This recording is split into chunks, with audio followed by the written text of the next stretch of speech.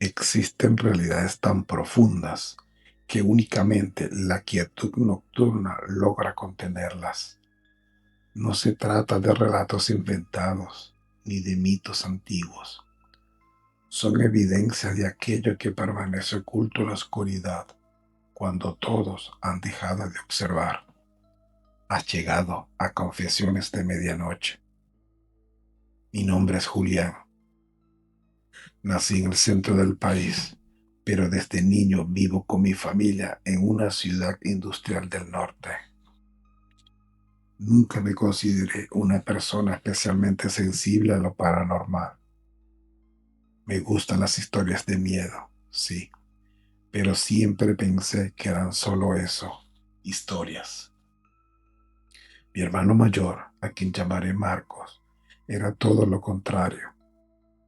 Desde adolescente se obsesionó con documentales de fenómenos extraños, grabaciones de audio inexplicables y testimonios de lugares con fama oscura. Durante un tiempo, incluso intentó crear un pequeño proyecto en Internet junto a algunos compañeros de la universidad. Visitaban sitios abandonados, hablaban con vecinos y trataban de registrar cualquier cosa que saliera de lo normal. Recuerdo bien una ocasión en particular. Una mujer mayor, conocida de un conocido, los dejó pasar una noche en su casa. Decía que ahí no estaba sola. No entraré en detalles, pero después de esa visita mi hermano regresó muy serio. Aseguraba que había escuchado sonidos imposibles de explicar, mientras todos estaban en la misma habitación. Aún así, el proyecto no prosperó. Nadie veía los videos, nadie comentaba, y con el tiempo abandonó todo. Meses después, en una reunión familiar, escuché a uno de esos antiguos amigos de mi hermano contar algo que me dejó pensando. Trabajaba como mesero en un restaurante cercano a una de las avenidas más transitadas de la ciudad. Su turno casi siempre terminaba de madrugada y para regresar a casa tenía que cruzar un puente peatonal que conectaba dos zonas muy distintas, una llena de luces y ruido y otra oscura, casi siempre vacía a esas horas. Según él, siempre había algo en ese puente que le provocaba inquietud. No era miedo exactamente, sino una sensación constante de estar siendo observado. Una noche, después de una jornada especialmente pesada, subió la rampa metálica con el cuerpo cansado y la mente distraída. El clima estaba frío, más de lo normal, y la avenida parecía extrañamente silenciosa. Al llegar a la parte más alta del puente, distinguió una silueta en el suelo. Parecía una persona encogida, como si se protegiera del frío. Pensó tal vez que alguien necesitaba ayuda, así que se acercó con cautela y preguntó si todo estaba bien. En lugar de una respuesta, escuchó un sonido extraño. No venía directamente de la figura, sino de detrás, entre los árboles que bordeaban el puente. Era un lamento bajo, irregular, como si alguien respirara con dificultad. Cuando volteó, no vio a nadie. Al regresar la mirada hacia la persona encorvada, notó algo que lo paralizó. Unos ojos que reflejaban la luz de una forma antinatural. No gritó, no pensó. Simplemente bajó corriendo la rampa y regresó al restaurante. Uno de sus compañeros estaba por salir y al ver su estado decidió acompañarlo de vuelta. Subieron juntos, intentando convencerse de que todo había sido producto del cansancio. El puente estaba vacío. Aún así, ambos coincidieron en algo. Al llegar a la curva de la rampa, sintieron una presión extraña, como si el aire se volviera más denso. No subieron más. Bajaron sin decir una palabra y nunca hablaron del tema por miedo a las burlas. Días después, otro empleado del restaurante comentó, casi en broma, que qué valiente tenía que ser quien cruzara ese puente de noche. No lo dijo riendo. Lo dijo mientras observaba fijamente hacia arriba, desde la entrada del lugar. Los tres pudieron ver una figura femenina parada justo a la mitad del puente, inmóvil, mirando hacia el lado por donde la gente solía subir. Nadie más pareció notarla. La historia llegó a oídos de mi hermano y de aquel antiguo grupo. Por pura curiosidad, o quizá por nostalgia, decidieron ir una noche con sus teléfonos y una grabadora. No pasó nada extraordinario, solo el sonido lejano de los autos y la presencia de un vigilante de la zona, con evidente desconfianza. Pensaron que ahí terminaba todo. Pero una semana después, escuché otra historia. Esta vez no tenía relación directa con ellos. Salí con un grupo de amigos al cine y durante la charla, uno de ellos mencionó que algo le había ocurrido a su hermana. Ella estudiaba cerca de ese mismo puente y por una razón que ya no recuerdo, tuvo que cruzarlo a una hora poco habitual. Me contó que, al llegar a la parte central, sintió claramente que alguien caminaba a su lado. Pensó que era su imaginación. Había tráfico, luces, ruido. No tenía por qué asustarse, pero entonces sintió un tirón en el brazo, como si alguien intentara llevarla hacia la otra orilla. Gritó y se soltó, perdiendo el equilibrio por un segundo. Cuando logró incorporarse, no había nadie cerca, excepto una mujer parada al otro extremo del puente, observándola. Bajó corriendo y no volvió a pasar por ahí sola. Esa noche no pude dormir. Las historias coincidían demasiado. Algo en mi interior me decía que no era casualidad, que todas apuntaran al mismo lugar. Así que, sin decirle a nadie, decidí ir por mi cuenta. Dejé el auto cerca y subí caminando. Cada paso se sentía más pesado. No vi nada extraño, pero la sensación era insoportable, como si alguien estuviera justo detrás de mí, respirando muy cerca. No esperé a que pasara algo más. Regresé al coche con el corazón acelerado y me alejé de ahí.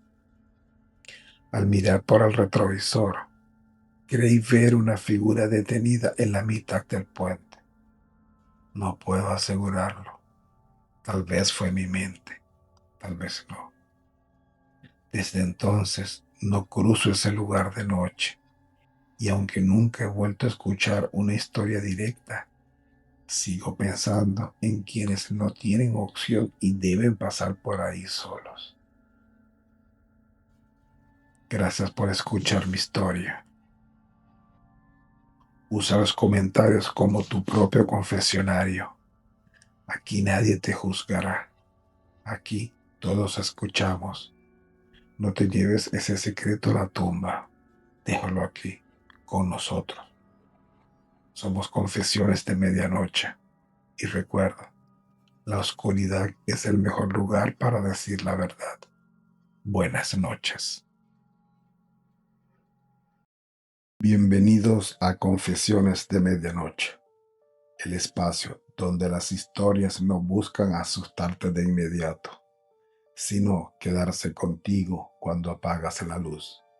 Aquí, las palabras caminan despacio y lo que no se dice pesa más que lo que se escucha. Lo que vas a oír no pretende convencerte de nada.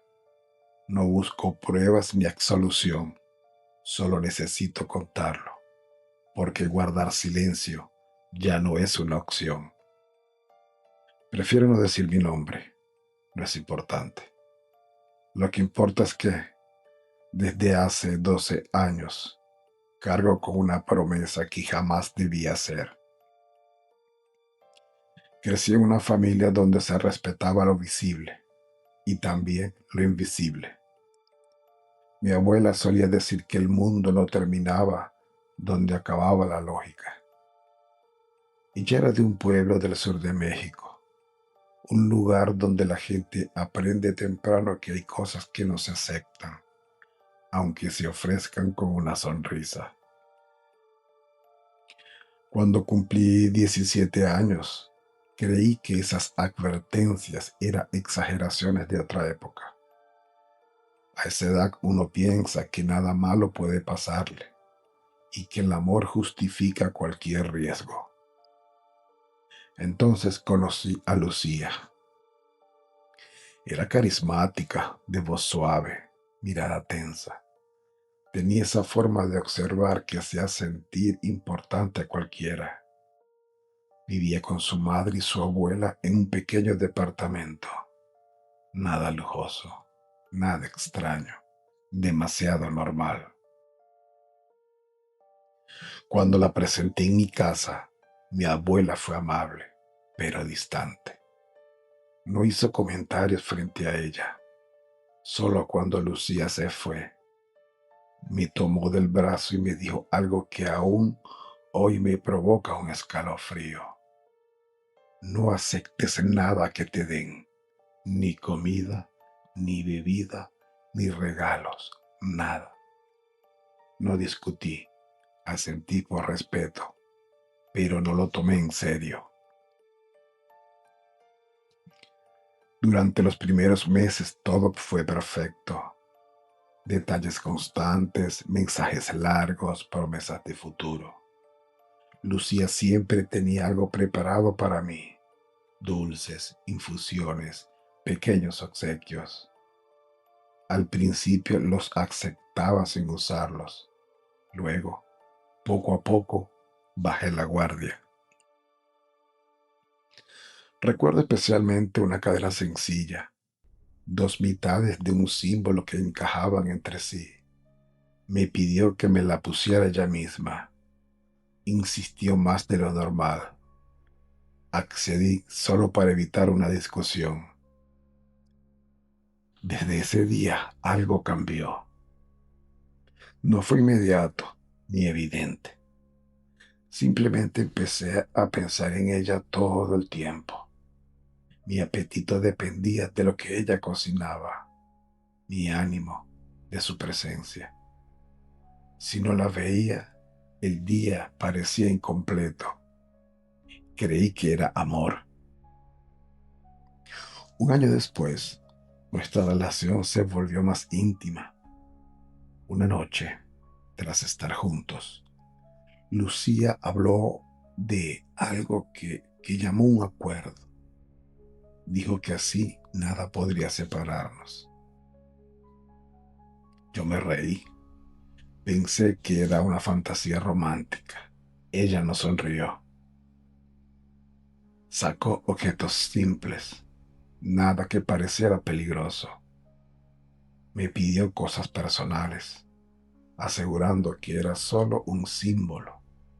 Dudé, pero terminé accediendo. No voy a entrar en detalles, solo diré que hubo un brindis que nunca debía existir. Después de eso, mis sentidos parecían alterados. Todo se sentía más intenso. Sonidos, emociones, recuerdos. Esa noche dormimos. Al día siguiente actuamos como si nada hubiera pasado. pero nada volvió a ser normal. Meses después descubrí que Lucía me ocultaba cosas. La confronté. Discutimos como nunca. Al despedirnos, me dijo algo que no sonó amenaza, sino a certeza. Recuerda lo que prometiste. Esa misma semana mi cuerpo empezó a fallar. Cansancio constante, ansiedad sin motivo, dificultad para concentrarme. Una noche, estando solo en casa, sentí una presencia. No la vi claramente, pero supe que estaba ahí. No hizo nada, solo observó. Y eso fue lo peor. Las noches se volvieron largas. Soñaba con Lucía llamándome, pidiéndome que fuera a verla. Me despertaba con la sensación de no estar solo. Una madrugada sentí que alguien se sentaba en mi cama. Pensé que era un familiar. No quise moverme. Entonces escuché una voz que no reconocí decir: todo se arregla si cumples. Quise gritar. No pude. Recordé una oración que mi abuela me había pedido repetir años antes. La dije en silencio, como pude. La presión desapareció. El aire volvió. Al día siguiente fui a ver a Lucía. Necesitaba que todo terminara. Por un tiempo. Las cosas se calmaron. Casi 2 años después, cometí un error. Conocí a alguien más. Nada serio, pero suficiente. Lucía se enteró. Cuando me dejó, sus ojos no parecían los mismos. No gritó, no lloró. Solo dijo que el acuerdo seguía vigente. Semanas después llegó un paquete a casa. No iba dirigido a mí. Mi familia lo abrió. Desde ese día, nadie volvió a aceptar nada que viniera de ella. Yo tampoco. Mi familia intervino. Buscamos a alguien que me entendiera lo que pasaba. No era un médico, no era un sacerdote. Solo diré que el proceso fue largo y difícil. Perdí peso, perdí sueño, perdí años. Pero poco a poco las cosas se calmaron. Creí que había terminado. Hace poco, mientras viajaba en transporte público, sentí esa misma mirada de antes. No sé si era ella, no sé si fue mi mente. Solo sé que el miedo volvió con una fuerza que creí superada. Ahora escribo esto porque necesito advertir a alguien más. No todos los juramentos son simbólicos. No todas las promesas se rompen con el tiempo. Si alguna vez alguien te pide sellar algo que debería quedar solo en palabras, alíjate. Gracias por escuchar mi confesión. No sé si alguien puede ayudarme. Solo sé que callarlo ya no era una opción. Esto fue Confesiones de Medianoche. Y recuerda, algunas promesas no mueren, solo esperan.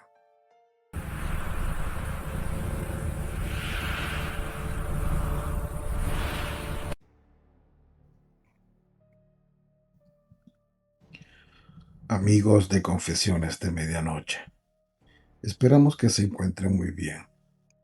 La historia que van a escuchar esta noche nos llegó desde la Ciudad de México, específicamente de una zona que muchos conocen, pero pocos se atreven a explorar después del anochecer. Es un relato que nos compartió alguien que trabajó durante años en un lugar donde la muerte es parte del paisaje cotidiano y donde al parecer algunos residentes no descansan en paz. Vamos pues a este relato y recuerden que están escuchando Confesiones de Medianoche. Mi nombre es Simón y durante 5 años trabajé como encargado del mantenimiento del Panteón Civil de Dolores, aquí en la Ciudad de México. Sé que muchos pensarán que mi trabajo debería haberme acostumbrado a lo macabro, a caminar entre tumbas centenarias y mausoleos abandonados. Pero hay cosas que ocurrieron en ese lugar que jamás podré explicar con lógica y que me hicieron renunciar a un empleo que sinceramente pagaba bastante bien. Todo comenzó hace aproximadamente 2 años, cuando el ayuntamiento decidió realizar una renovación de ciertas áreas del panteón que había estado cerradas al público durante décadas. Mi supervisor, don Esteban, me asignó junto con otros 3 compañeros a la tarea de limpiar y catalogar una sección antigua que se encontraba en la parte más alejada del cementerio. Esa zona siempre había estado rodeada de historias. Los trabajadores más antiguos evitaban pasar por ahí incluso durante el día. Y había un acuerdo tácito de que las labores de mantenimiento de esa área se realizaban siempre en grupo, nunca en solitario. Cuando le pregunté a don Esteban por qué existía esa regla, simplemente me dijo, hay lugares que es mejor dejar como están, Simón. Pero órdenes son órdenes. El primer día que entramos a esa sección fue un martes por la mañana. Hacía un frío inusual para ser septiembre, y una niebla espesa cubría los pasillos entre las tumbas. Junto conmigo iban Mauricio, un joven que apenas llevaba 6 meses en el trabajo, Patricia, una mujer de unos 40 años, que era la más experimentada del equipo, y Jonás, un señor mayor que había trabajado en el panteón durante más de 20 años. Lo primero que notamos al entrar fue el silencio, y no me refiero al silencio normal de un cementerio. Era un silencio absoluto, antinatural. No se escuchaban pájaros, ni el viento entre los árboles, ni siquiera el ruido del tráfico que normalmente se filtraba desde la avenida. Era como si hubiéramos cruzado un umbral hacia otro lugar completamente diferente. Patricia fue la primera en señalar algo extraño. Había una cripta en particular, más grande que las demás, con una puerta de hierro forjado completamente cubierta de óxido y enredaderas. Lo peculiar era que, a diferencia de todas las tumbas de las zonas que estaban cubiertas de musgo y suciedad, alrededor de esta cripta no crecía absolutamente nada. La tierra estaba seca, casi quemada, en un círculo perfecto de aproximadamente 5 metros de diámetro. Jonás se acercó a leer la inscripción en la puerta, pero estaba tan deteriorada que apenas se podía distinguir algunas letras. Lo único que pudimos descifrar fue el apellido, Familia Santoveña, y una fecha, 1847. Debería haber registro de esta oficina, dijo Patricia, mientras tomaba fotografías con su teléfono. Es extraño que una cripta tan grande no esté en nuestros archivos principales. Decidimos continuar con la limpieza de las otras áreas y dejar esa cripta para el final. Durante las siguientes horas trabajamos en silencio, cada uno sumido en sus pensamientos. Mauricio fue el único que intentó hacer conversación, pero sus bromas cayeron en el vacío. Había algo en el ambiente que nos mantenía tensos. Fue alrededor de las 3 de la tarde cuando ocurrió el primer incidente. Estábamos tomando un descanso cuando Mauricio, que había ido a buscar más bolsas de basura al carro, regresó corriendo, completamente pálido. «Hay alguien ahí», jadeó, señalando hacia la cripta de los Santoveña. «Una mujer vestida de negro. Está parada junto frente a la puerta». Todos nos levantamos de inmediato y nos dirigimos hacia allá. Pero cuando llegamos no había nadie. Le preguntamos a Mauricio que describiera exactamente lo que había visto. Era una mujer alta, muy delgada, con un vestido negro antiguo, de esos que usaban hace más de 100 años. Tenía el cabello largo y oscuro, y estaba mirando fijamente la puerta de la cripta. Los mo- lo más extraño es que no sé cómo explicarlo, pero parecía que flotaba. Sus pies no tocaban el suelo. Jonás negó con la cabeza. Son imaginaciones, muchacho. Este lugar juega con la mente de cualquiera. Volvamos al trabajo. Pero noté algo muy extraño en la expresión de Jonás. No era escepticismo, era miedo. Un miedo que intentaba ocultar detrás de su tono autoritario. Continuamos trabajando, pero el ambiente se había vuelto aún más pesado. Cada crujido de ramas, cada sombra, nos ponía en alerta. Fue Patricia quien sugirió que termináramos temprano ese día y regresáramos al día siguiente. Esa noche no pude dormir. Algo de ese lugar se había quedado conmigo. Una sensación de incomodidad que no podía sacudirme. Revisé en internet información sobre la familia Santoveña, pero no encontré absolutamente nada. Era como si nunca hubieran existido. Al día siguiente llegamos más tarde de lo planeado. Don Esteban nos había conseguido los planos originales del panteón, o al menos los que estaban disponibles en el archivo municipal. Para nuestra sorpresa, esa sección donde estábamos trabajando no aparecía en ningún mapa. Oficialmente no existía.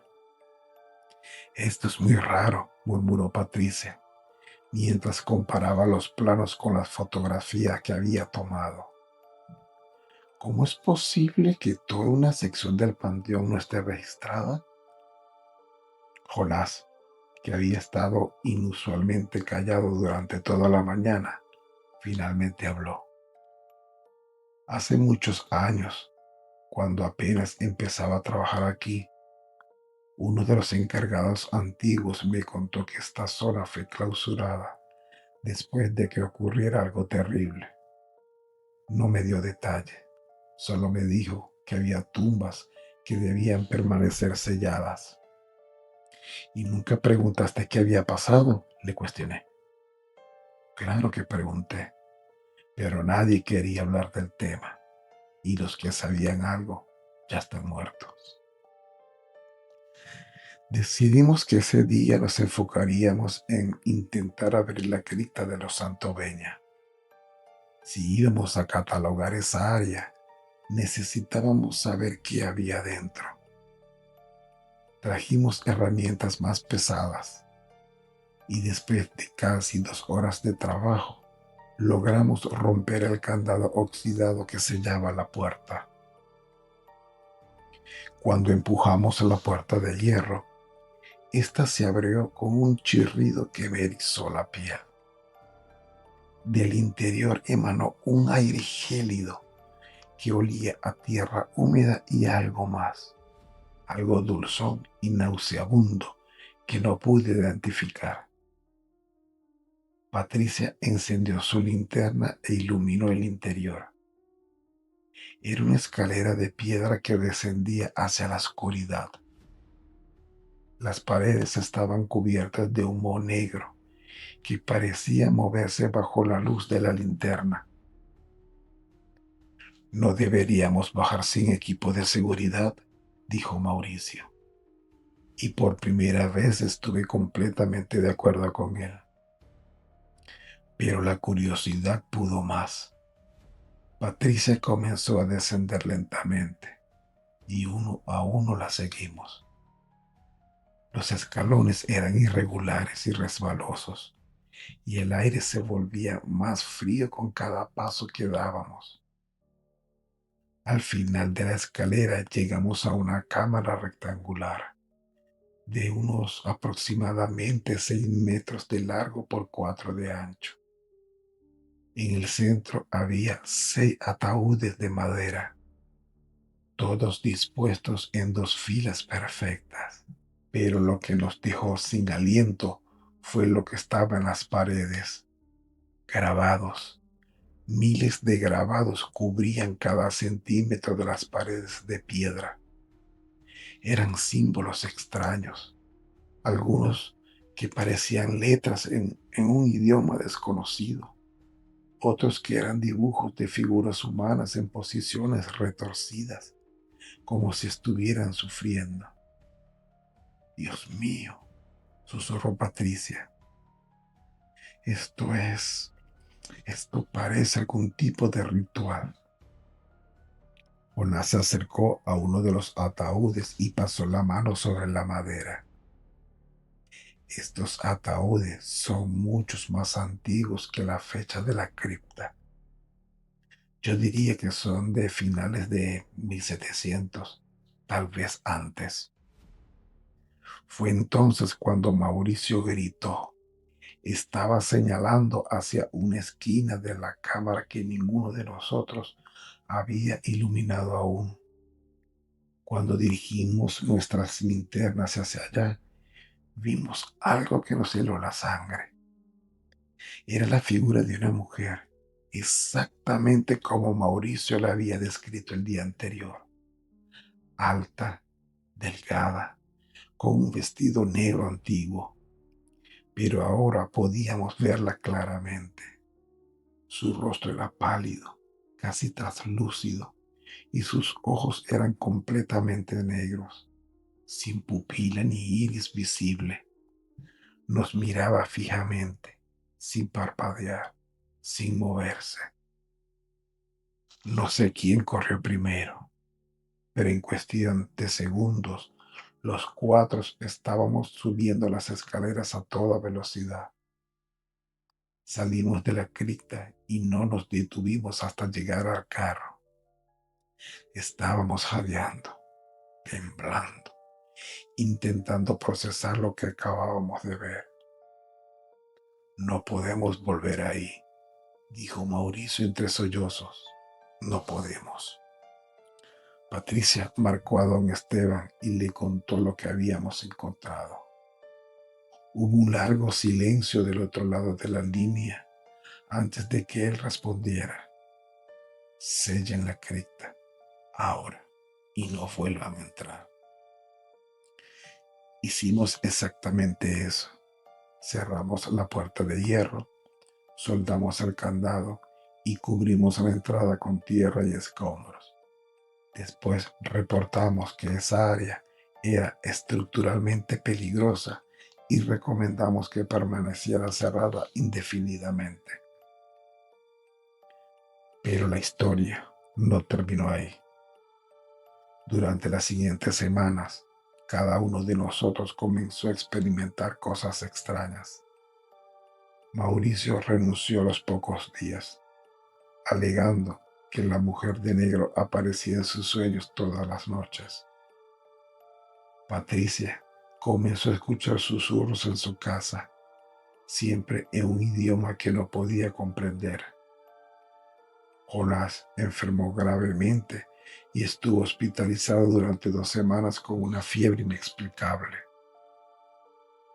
Yo también tuve mis propias experiencias.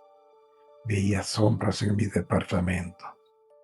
objetos que se movían solos, y todas las noches me despertaba exactamente a las 3 de la mañana, con la sensación de que alguien estaba parado junto a mi cama, observándome.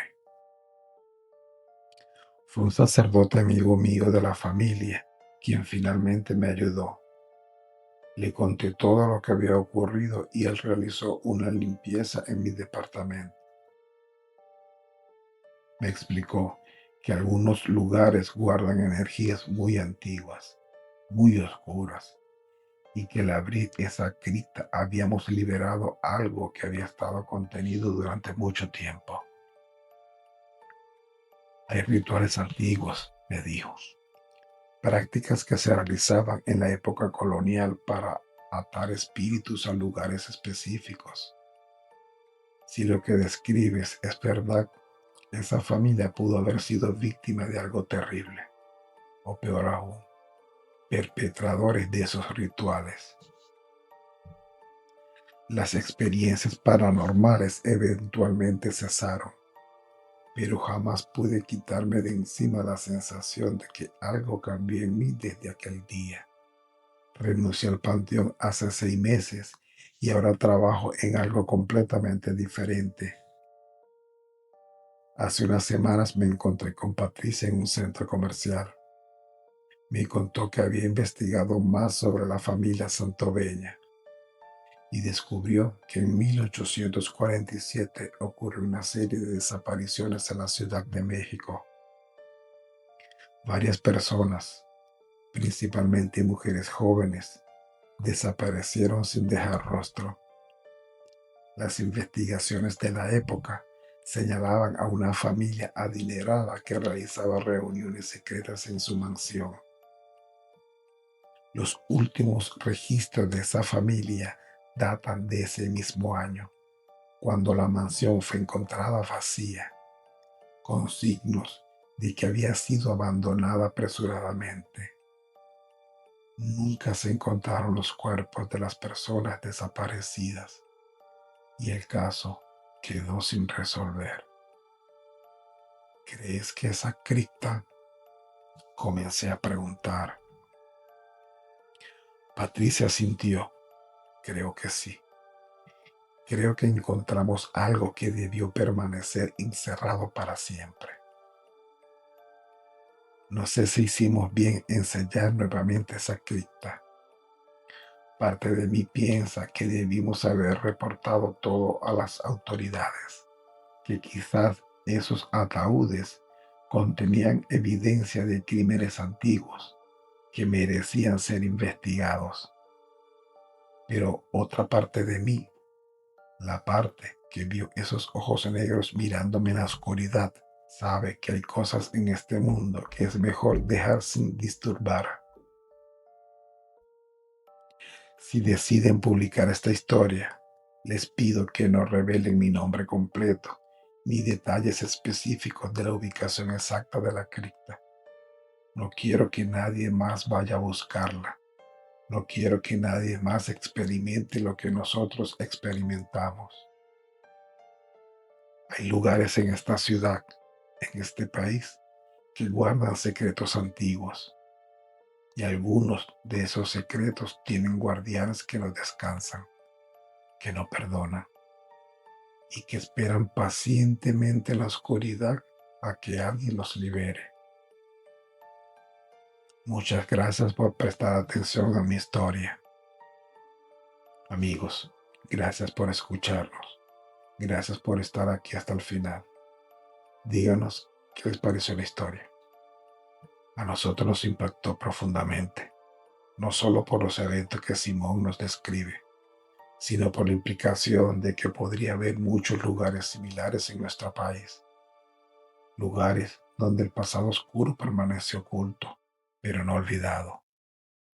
Si alguien tiene información sobre casos similares o ha experimentado algo parecido, nos encantaría escuchar su testimonio. Hasta la próxima, amigos de Confesiones de Medianoche.